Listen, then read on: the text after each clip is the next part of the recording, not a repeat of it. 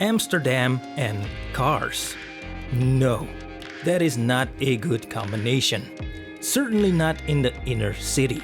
There are just too many cars, there is too little space, and on top of that there is a strong need to make the city car free, or at least as much as possible.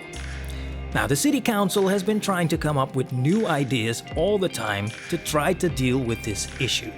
Now, one of those ideas, which actually evolved into an actual project, is the so-called Singelgrachtgarage. So the municipality has decided to build a parking garage just west of the city center. Okay, but where would you build such a thing? I mean, there doesn't seem to be a lot of space in this part of the city. Monnikstraat, maybe?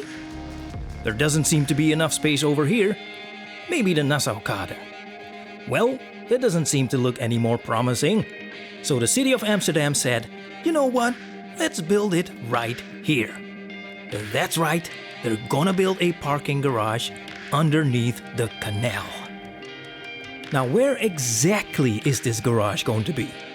Well, as mentioned, it is going to be built underneath the Singelgracht, hence the name Singelgrachtgarage, and it's going to be between the Raampoortbrug to the south and the Zaagbrug to the north.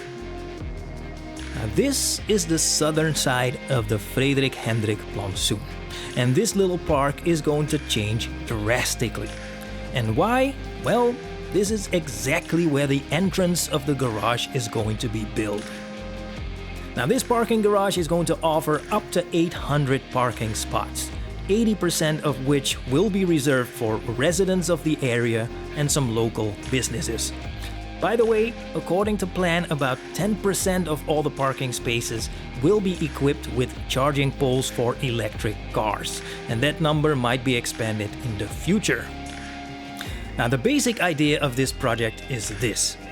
Building an underground parking garage for up to 800 cars opens the possibility to remove tons of parking spaces on street level, and thereby freeing up more space for green, pedestrians, bicycles, etc. Doesn't that sound amazing? Well, apparently not everyone was very happy with this project. Of course, there were some protests. Now, some of the motives of some of the protesters were about cutting trees, for example, because in order to build this garage, some trees had to be cut, and not everyone agreed with that. And also, some people say that by building this garage, the city council is actually facilitating the use of cars in the city instead of encouraging P&R, so park and ride, which means just park your car just outside of the city, and to travel into the city itself, just use public transportation. Now, in the end, the municipality has decided to move forward with this project. The activities have started, and as we speak, the garage is practically under construction. So, when can we expect it to be finished? Well, if everything goes according to plan, which, let's face it, almost never happens, but if it does, we should see the first cars roll in somewhere in the year 2024.